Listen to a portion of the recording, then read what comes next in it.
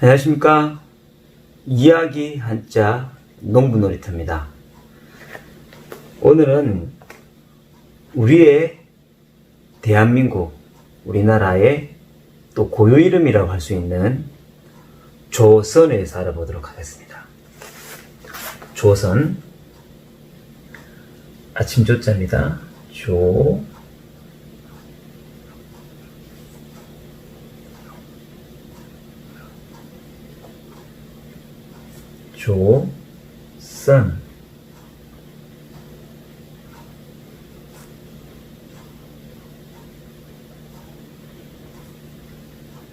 선자.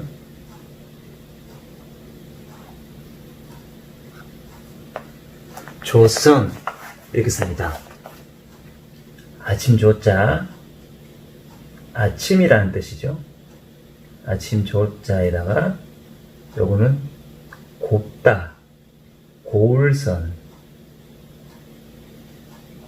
고울선자 이렇게 씁니다. 그러면 초두에 아침조를 한번 분석해 볼까요? 아침조는 다시 한번 쓰겠습니다.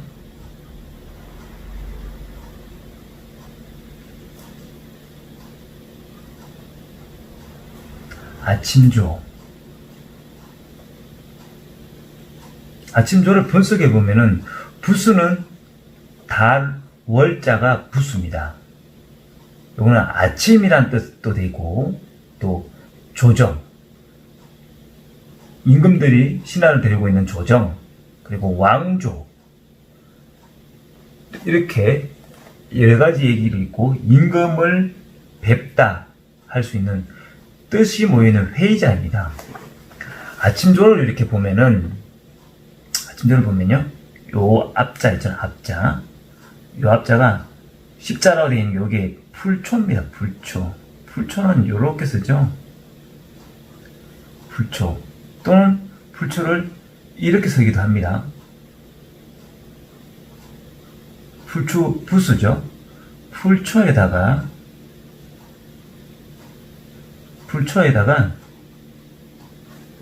요 중간에 있는 거 날일,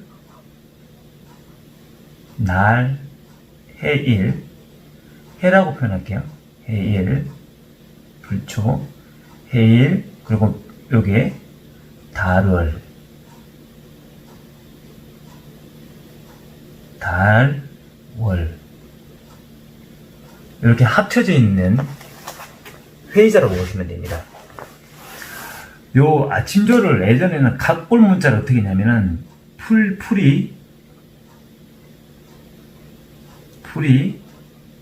사이로 해가 떠 있는 거죠. 해가 이렇게 떴어요. 근데 언제? 달이 가까이 있을 때까지. 요게 예전에 갑골 문자를 이렇게 쓰다가 해와 달이 함께 있을 때가 언제냐가 풀 사이에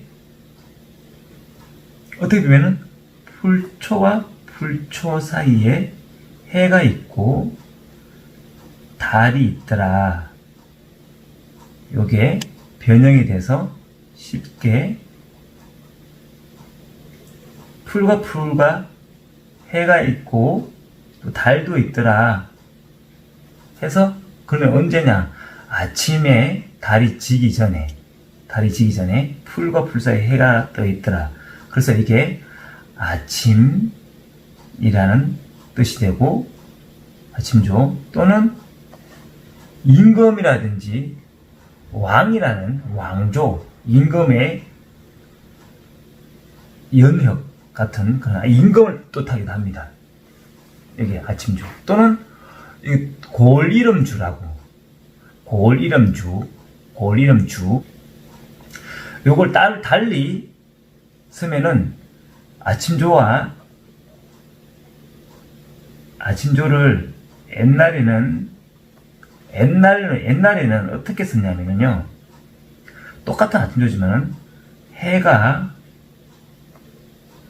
하루하루 해가 억만년 조, 억단위 위죠. 계속 몇 조의 숫자 횟수로 해가 떴더라. 이게 해가 뜨는 게 아침이더라 해서 아침조를 이렇게 옛날 고입니다. 해가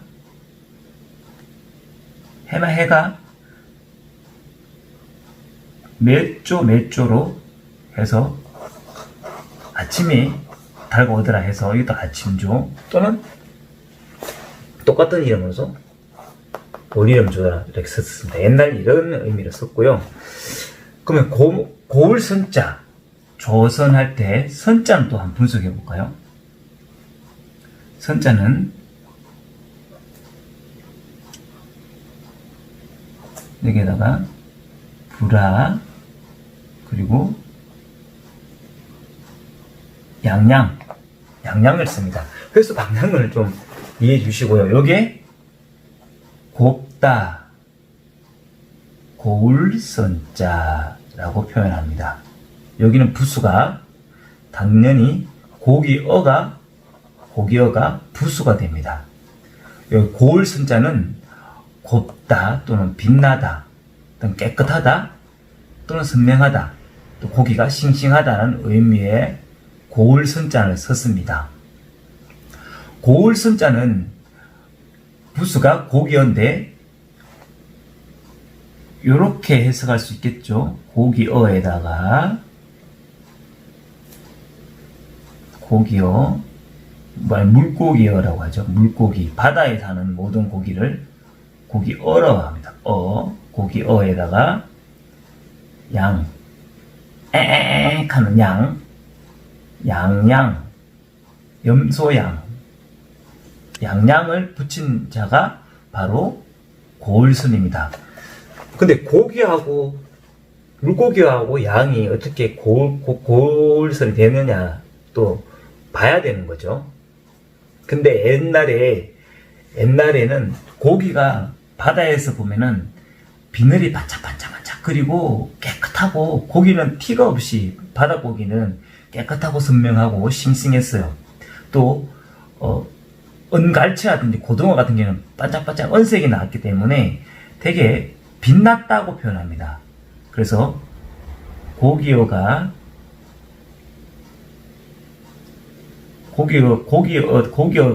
많을 경우에 고기어가 3개나 있어요. 이렇게 쓰는 자가 무슨 뜻이냐면은 똑같이 고울선 곱다는 의미입니다. 또 깨끗하고 신선하다는 뜻이 있습니다.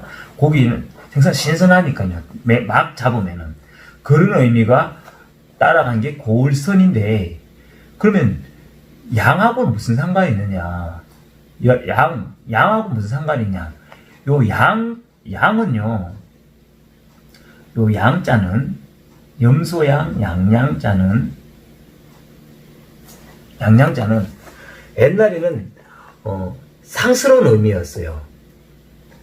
옛날에 제물을 바치거나 제사를 바칠 때 양을 귀중하게 여겼죠. 그래서 우리가 늘 하는 얘기 희생양을 바친다, 희생양이 되다 할 때는 그만큼 고귀하고 상스럽다는 뜻입니다. 그래서 양이 따라가면은 큰 의미에서 좋은 의미가 따라가고 또 지위를 높여주는 의미가 있기 때문에 양자를 여기다가 줄이고 붙였지 않았냐는 생각이 듭니다. 근데 양자가 또 고기어처럼 양자가 똑같이 이렇게 3개가 합쳐지면은 누린내가 많이 나죠. 양들이 많으면은 누린내가 많이 나요. 누린내 전자로 씁니다. 누린내 전. 노랑내 전자로 씁니다. 근데 요거 앞자를 물론 양은 고귀하고 상스러운 의미가 되니까 다시 합치면은 고기어에다가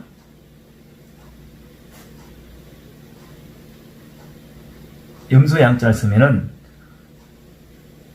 상스러운 의미의 고귀한 고기를까지 보이니까 빛나다 또는 곱다 또는 여러가지 선명하다 깨끗한 의미에서의 요거는 큰 상스러운 의미를 더 갖다 붙였다고 보시면 되는 거예요. 근데 고기어가 왜 고기어가 됐는지 한번 볼까요? 옛날 고기가 갑골 문자 보면 고기가 이렇게 무늬가 이렇게 있어요. 갑골 문자 고기를 이렇게 표명하는 거거든요. 근데 고기가 단지 이렇게 상형 문자가 나왔다 하지만은 상형자거든요. 상형자 고기어가. 근데 이거를 뜻을 또 표방하는 부분이 있어요. 요 위에 요자가 뚜껑이 요있는 요자가 뿔각자입니다. 뿔각. 제가 한번 분석해 볼게요. 고기어를 제가 분석 한번 해보겠습니다. 고기어를 한번 뜯어 볼게요. 뿔각자에다가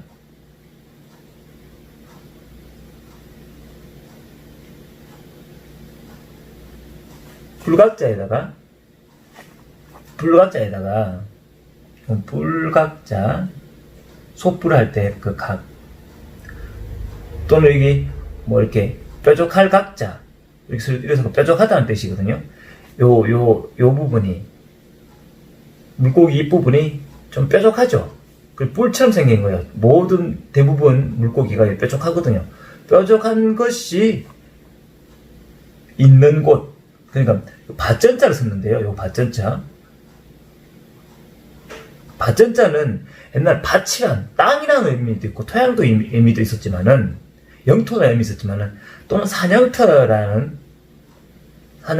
의미가 있는 전자 밭전자입니다. 사냥터가 있다. 물고기가 있는 사냥터가 어디예요? 바다죠, 바다. 그래 바다를 잡아서 대부분 물고기는 옛날에는 그냥 날것으로 회로 먹지는 않았어요. 잘 먹지 않았고 불로 구워 먹었다 해서 또는 이게 불화변 이걸 합친 게 요 고기어자가 된 거예요.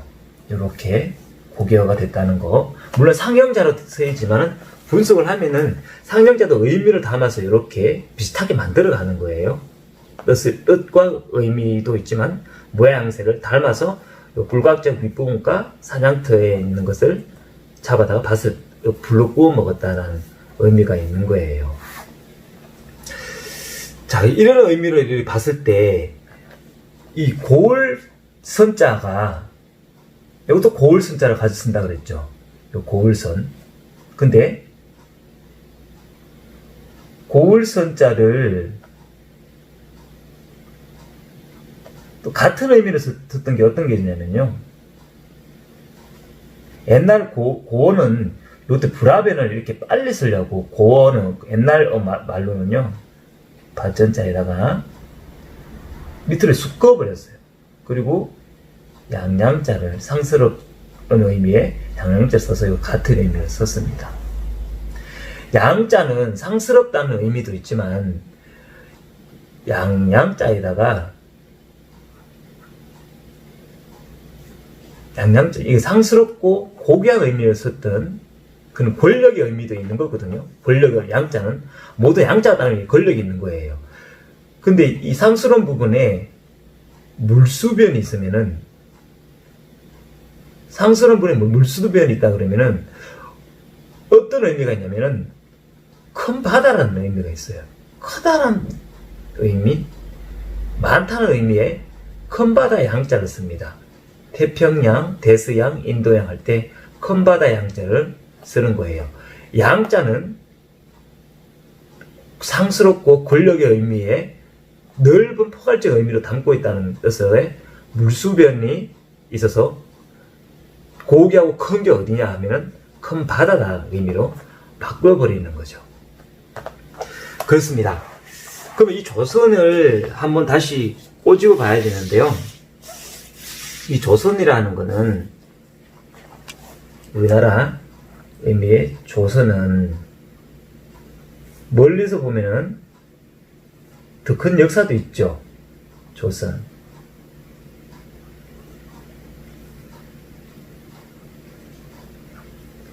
조선. 옛날 스님들을 봤을 때는 우리나라 국호를 조선으로 했어요. 고려가 망하고부터 조선이라고 했는데 국호를 예전에는 이 조선을 의미해서 동쪽에 동방 A지국도 있었지만 동방 일출 지 이게 무슨 뜻이냐면은 해가 처음으로 아침 햇살이 선명히 받는다, 떠오른다는 뜻인데 동쪽 방향에서 해가 먼저 떠는 곳이다, 땅이다 해서 조선이라는 의미를 받았다는 거예요. 조선은 옛날에 고조선, 우리 예전에 조선 전에 고조선이라고도 있었거든요. 단군 신화가 있던 고조선의 의미에서 정도전이가 조선이라는 의미를 따왔습니다. 그때도 조선이라는 있었거든요. 조선에 옛날 고조선에는 옛날 그때도 고조선하고 조선, 현대조선이라고 표현했기 때문에 그때도 조선이 했어요. 그때가 단군조선이 있었고요. 그리고 기자조선, 그리고 끝으로 위만조선이라고도 있었어요. 여기 앞쪽에 있는 거는 일찍 나왔어요. 전조선, 여기는 뒤후자, 후조선 이렇게 표현을 하거든요. 그래서 이 단군조선은, 기자조선은 옛날에 굉장히 유명했었어요. 옛날에 행촌 이암 선생님이라고 있었습니다. 제가 고승이가인데 행촌 이암 선생이 옛날 고려 말 때, 공민왕 때죠. 수문하 시중, 지금 따지면 국무총리, 국무령일 때인데요. 이분이 단군색이라는 걸 썼었어요. 물론 3대 집필한 내용이 굉장히 큰 게 있는데 단군색이 태백진훈 그리고 농상지료 중에 단군세기에 보면은 1세 단군에서 47세 단군까지 그리고 북부의 해모수 건국했던 내용을 단군세기라고 있습니다. 단군세기에다가 제시를 했어요. 제가 이 얘기를 왜 하냐면요, 이 홍산문화라고 있습니다.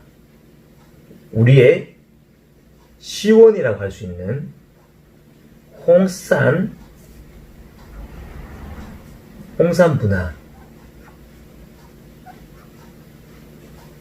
홍산문화.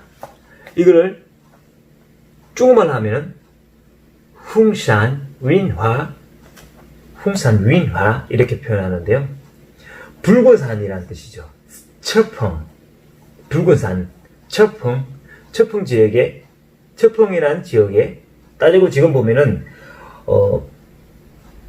중국에 이렇게 있잖아요.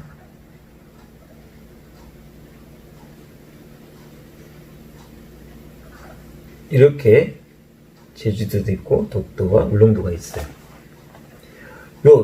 요서, 요화, 물이 흘러가는데 요화 지역이라고 그러거든요.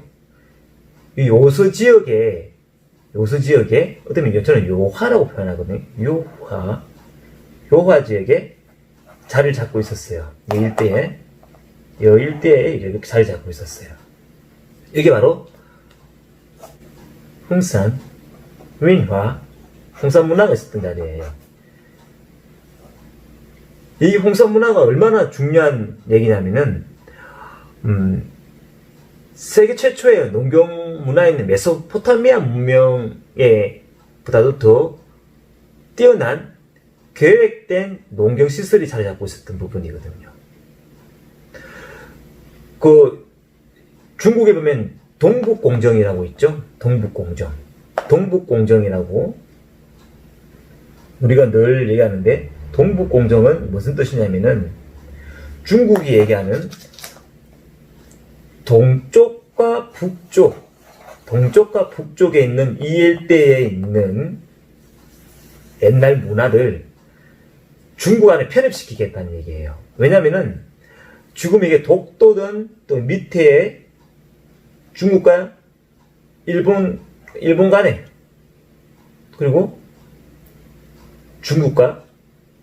일본과 일본과 여기 러시아 간에 영토 분쟁이 있잖아요. 그거를 그런 의미로 중국과 한국이 영토 분쟁에 대한 것을 미연에 방지하기 위해서 동북공정, 이 지역은 발해와 당군의 고도수 문화를 다 자기 거로 우리 역사다 라는 얘기를 하는데 절대 아닙니다.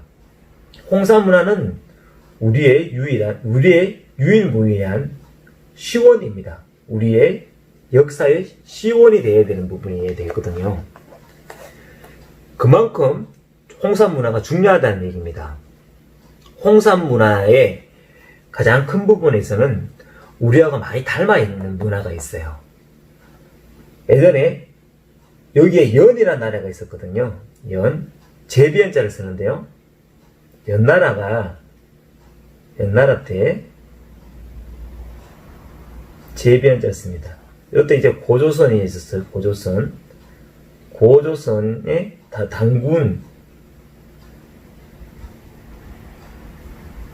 당군색에 앞서서 이 문화가 연이라는 나라가 이 당군의 이 지역 보고 동이족이라고 그랬습니다. 동이족. 중국 사람들은 여기를 자기의 화하족이라고 그래요. 중화할 때 화하족이라고 표현하는데 여기는 우리가 제비연자는 연나라가 자기하고의 민족이 다르다고 표현했거든요.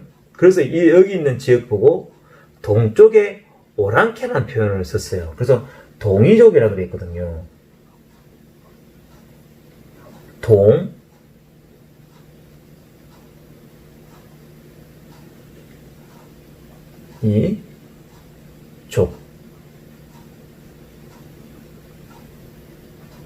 동이족이라고 했는데 동쪽에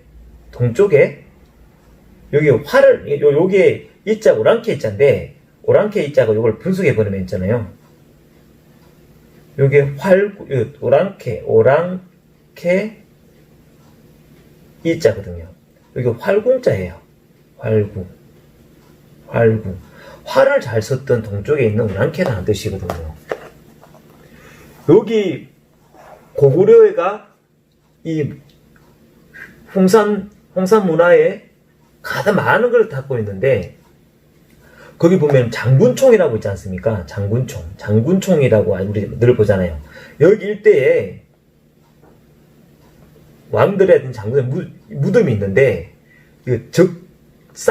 적석 돌들을 쌓아서 벽돌을 쌓아서 무너지지 않도록 성도 마찬가지지만 잘 쌓아서 무덤을 만드는 게 적석총이라고 그래요. 적석총. 지금 여기 보면 일대 남아있는 게 고구려 때는 장군총이라는 말이 있잖아요. 장군총 많이 들어봤잖아요. 장군총이 이길 때 많이 있더라는 거예요. 깜짝 놀라는 거죠. 중국을 봤을 때는.